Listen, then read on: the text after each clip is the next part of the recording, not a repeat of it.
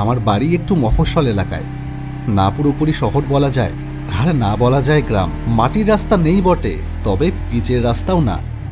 কংক্রিটের তৈরি রাস্তার পাশে ছোট ছোট একতলা পাকা বাড়ি। জায়গাটার নাম মুকুন্দপুর। আমি যে অফিসে চাকরি করি সেটা আমাদের এরিয়া থেকে 1 ঘন্টা লাগে বাইকে যেতে। রোজ সন্ধ্যা 7টায় অফিস থেকে বেরিয়ে সহকর্মী বন্ধুদের সাথে 1 ঘন্টা অফিসের পাশে শিবুদার চায়ের দোকানে আড্ডা দিয়ে বাড়ি পৌঁছাতে পৌঁছাতে রাত 9টা সাড়ে 9টা বেজে যায়। আজ অফিস শেষ করে গিয়েছিলাম আমার এক সহকর্মী বন্ধু প্রীতমের বাড়ি। ওর ভাইয়ের বার্থডে ছিল। সেখান থেকে বেরোতে বেরোতেই রাত 9টা বেজে গেছে। বাড়ি পৌঁছাতে এখনও 1.5 ঘন্টা তো লাগবেই। বাড়িতে ফোন করে জানিয়ে দিয়েছিলাম আমার ফিরতে একটু লেট হবে। এমনিতেই শীতের রাত, ঠান্ডায় হাড় পর্যন্ত জমে যাচ্ছে। 2 হাত দূরে কি আছে তাই দেখা যাচ্ছে না পরিষ্কার। অনেক সাবধানে ধীরে ধীরে গাড়ি চালাতে হচ্ছে। আমাদের বাড়ি থেকে একটু দূরে একটা জায়গা আছে, রাস্তার পাশে একটা বিরাট গর্ত, তার পাশেই চাষের ক্ষেত। ওখানে সন্ধ্যার পর শেয়ালের কনসার্ট শুরু হয়। সেই শিয়ালের ডাক শুনলেই পুরো শরীরে একটা অদ্ভুত শিহরণ জাগে। মাঝে মাঝে এক একটা শেয়াল রাস্তার উপর উঠে আসে, রাস্তা পার করে, তবে মানুষ দেখলে পালিয়ে যায়। বেশ কিছুক্ষণ গাড়ি চালিয়ে যখন সেই জায়গাটায় আসলাম, ততক্ষণে পুরো শরীর যেন জমে বরফ হয়ে গেছে। দেখলাম রাস্তার পাশে একজন দাঁড়িয়ে আছে, হাত দেখিয়ে আমাকে থামতে বলছে। তার সামনে গিয়ে গাড়ি থামালাম। দাদা, আমায় একটু লিফট দেবেন প্লিজ? আমার গাড়িটা হঠাৎ ব্যাগরা দিল মাঝ রাস্তায়। যদি আমাকে একটু সামনেই ছেড়ে দেন তাহলে আমার খুব উপকার হয়। একজন ফুড ডেলিভারি বয়, দেখে বেশ ভদ্রসভ্যই মনে হলো। ওর পাশে একটা বাইক দাঁড় করানো, তাতে একটা ব্যাগ ঝুলছে, তাতেই হয়তো কোনো খাবার রয়েছে। কত দূর যাবেন আপনি? ডেলিভারি লোকেশন কোথায়? এই তো সামনেই, জিপিএস বলছে 900 মিটার। আচ্ছা, উঠে আসুন। ছেলেটা খাবারের ব্যাগটা পিঠে নিয়ে আমার বাইকের পেছনে উঠে বসল। আমি গাড়ির কান মোড়াতেই গাড়িটা চলতে শুরু করলো।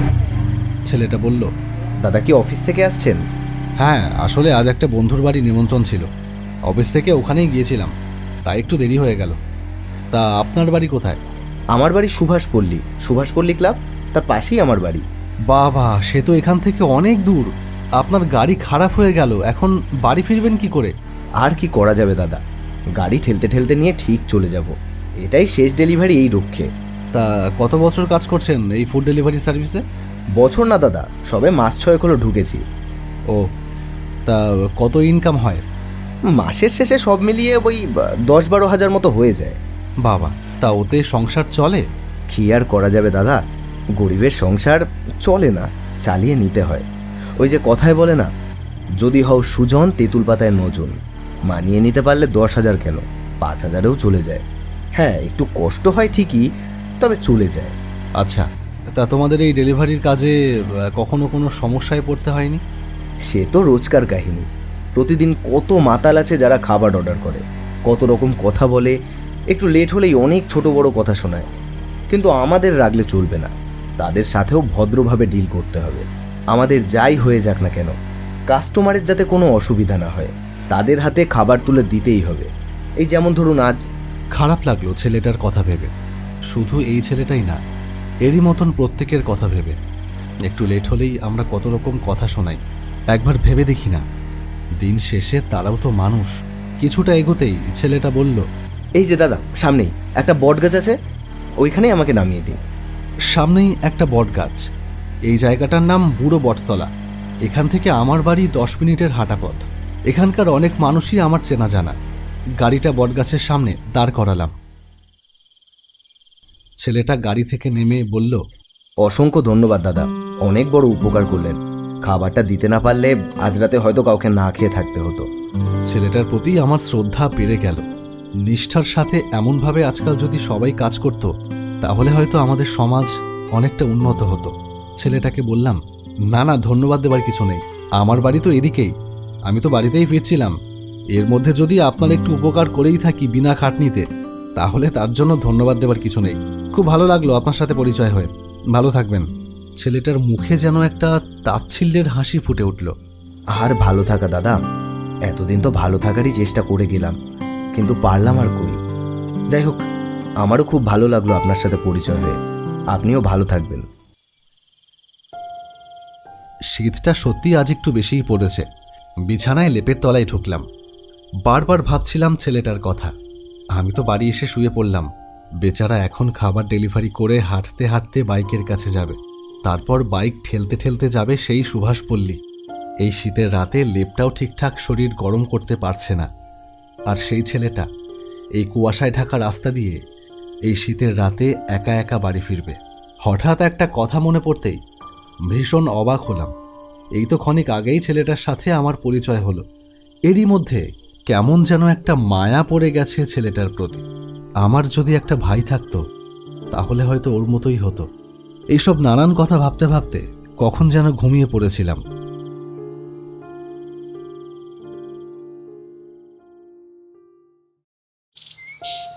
সকালে যখন ঘুম ভাঙল তখন সকাল 9টা বাজে। ইসরে, দেরি হয়ে গেল খুব। 10টায় অফিস জয়েন করতে হবে। কোনো রকমে স্নান করে না খেয়েই বেরিয়ে পড়লাম। খুব জোরেই চালাচ্ছিলাম বাইক।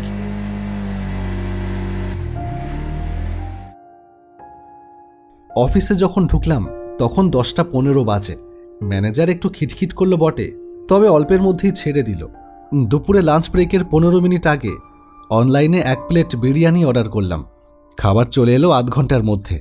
খেতে খেতে ফেসবুকটা স্ক্রল করছি, এমন সময় একটা পোস্ট চোখে পড়ল। পোস্টের লেখাটা পড়ে আমার গলা দিয়ে যেন খাবারটা নামল না। তাতে লেখা আছে, গতকাল রাত 9টা নাগাদ মুকুন্দপুরে এক মর্মান্তিক বাইক অ্যাক্সিডেন্টে মৃত এক ব্যক্তি।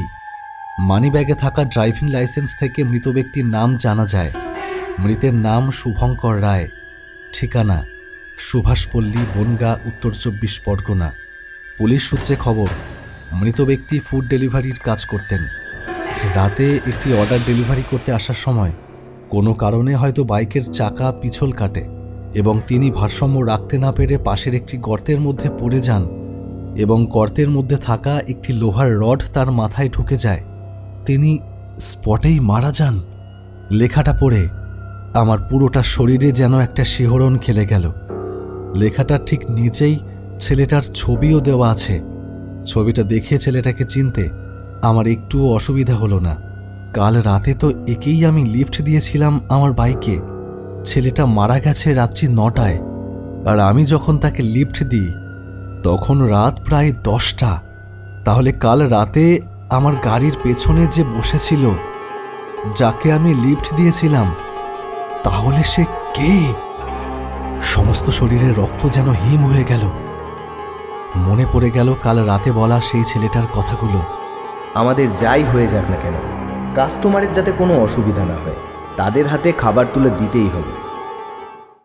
লাঞ্চের দফা রফা হয়ে গেল। ঘটনাটা অফিসের কাউকে আর বললাম না। সেদিন অফিস শেষ করে আর আড্ডা দিলাম না। মনটা ভালো নেই। দুপুরে খাওয়া দাওয়াও হয়নি, তাই ভীষণ খিদেও পেয়েছে। তাড়াতাড়ি বাড়ি ফিরতে হবে, তাই বাইকটা নিয়ে তাড়াতাড়ি রওনা দিলাম বাড়ির দিকে। আজকেও রাস্তার অবস্থা একই রকম, বরং যেন একটু বেশিই কুয়াশা পড়েছে। দূরে কোথাও শেয়াল ডাকছে। দুর্ঘটনাটার কথা মনে পড়ায় খুব সাবধানে ধীরে ধীরে বাইক চালিয়ে আসছিলাম। ঠিক সেই একই জায়গাটায় গর্তটার পাশে এসে গাড়িটা থেমে গেল। অনেক চেষ্টা করেও গাড়িটা আর স্টার্ট দিতে পারলাম না। তেলটা চেক করলাম, অনেকটাই তেল রয়েছে, কিন্তু তবুও গাড়িটা স্টার্ট হচ্ছে না। বাধ্য হয়েই গাড়িটা থেকে নেমে ঠেলে নিয়ে এগোতে যাব, এমন সময় কেউ যেন পেছন থেকে ডাক দিল, দাদা, শুভঙ্কর। পিছন ফিরতেই দেখলাম শুভঙ্করের প্রেতাত্মা দাঁড়িয়ে রয়েছে আমার পিছনে। পুরো মুখটা রক্তাক্ত, মাথার এপাশ থেকে একটা লোহার রড ঢুকে ওপাশ দিয়ে বেরিয়ে গেছে। আমি ভয়ে আড়ষ্ট হয়ে দাঁড়িয়ে রইলাম। সামনে দাঁড়িয়ে থাকা প্রেত মূর্তি বলল, ভয় পাবেন না দাদা, শুধু কিছু কথা বলতে এসেছি। কি কথা শুভঙ্কর? আমি অ্যাক্সিডেন্টে মারা যাইনি দাদা, খবরটা ভুল। ভুল মানে? আমি কিছু বুঝতে পারছি না। সেটাই স্বাভাবিক। কাল রাতে একসাথে অনেক খাবার অর্ডার হয়েছিল। কাজের খুব চাপ ছিল কাল। আমার 2টো মোবাইল। অর্ডারগুলো তাড়াতাড়ি ক্লিয়ার করার জন্য আমি 2টো মোবাইল থেকেই একটা করে আইডি ওপেন করি। আমার 2টো আইডিতেই একসাথে 2টো অর্ডার আসে। একই রুটে অর্ডার ছিল বলে আমি 2টো অর্ডারই রিসিভ করি। খাবার নিয়ে ডেলিভারি করার জন্য বেরিয়ে পড়ি। আসার পথে এক জায়গায় রাস্তায় খুব জ্যাম ছিল, তাই বাধ্য হয়েই অন্য রাস্তা দিয়ে আসি। স্বাভাবিকভাবেই অর্ডারটা ডেলিভারি করতে একটু দেরি হয়ে যায়। কাস্টমার প্রচুর পরিমাণে নেশাগ্রস্ত অবস্থায় ছিল। ডেলিভারি দিতে একটু লেট হওয়ায় সে বলে যে টাকা দেবে না। আমি তাকে সব কিছু বুঝিয়ে বলি, কিন্তু সে খুব ঝামেলা করে। তখন মা বাবা তুলে নোংরা নোংরা গালিগালাজ করে। আর কত সহ্য করব দাদা বলুন? আমরাও তো মানুষ, আমাদেরও তো খারাপ লাগে। শেষে বাধ্য হয়ে আমি বলি, আপনি যখন টাকা দেবেন না ঠিকই করে রেখেছেন, তাহলে মাফ করবেন, আমি খাবারটা আপনাকে ডেলিভারি করতে পারবো না। আমি রং অ্যাড্রেস রিজন দিয়ে খাবারটা রিটার্ন করে দিচ্ছি। উনি তখন আরও ক্ষেপে যান আর বলেন, দেখছি তুই কি করে খাবার না দিয়ে এখান থেকে যেতে পারিস। তারপর শুরু হয় ধস্তাধস্তি। ওরা দুজন ছিল আর আমি ছিলাম একা। স্বাভাবিকভাবেই আমি ওদের সাথে পেরে উঠিনি। আমাকে খুব মারে ওরা। তারপর যখন আমার শরীরে আর একটুও শক্তি অবশিষ্ট নেই, তখন আমার দেহটা নিয়ে ছুঁড়ে ফেলে দেয় ওই গর্তটার মধ্যে।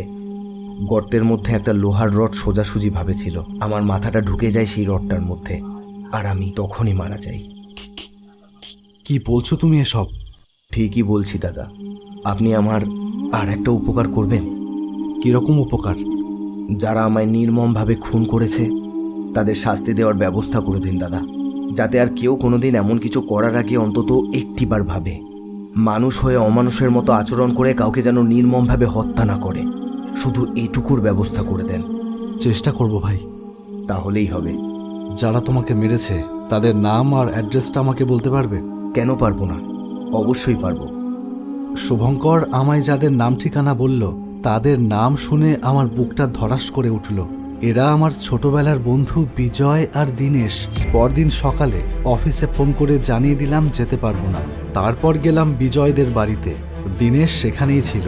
তাদের সাথে জুড়লাম গল্প। কথায় কথায় ওরা ওদের সেই বাহাদুরির গল্প বলে ফেললো মুখ ফসকে, আর সমস্তটাই রেকর্ড হলো আমার মোবাইলে। আর দেরি করলাম না, সোজা চলে গেলাম স্থানীয় থানায়। বিজয় আর দীনেশের নামে এফআইআর করলাম। প্রমাণস্বরূপ সেই রেকর্ডিংটা দিলাম। বিচারে ওদের যাবজ্জীবন কারাদণ্ড হলো। সেদিন রাতে খেয়ে দিয়ে শুয়েছি, এমন সময় কেউ একজন যেন আমার কানের পাশে এসে বলল, অনেক ধন্যবাদ দাদা, অনেক ধন্যবাদ দাদা, অনেক ধন্যবাদ। আপনি আমার অনেক বড় উপকার করলেন। অনেক ধন্যবাদ।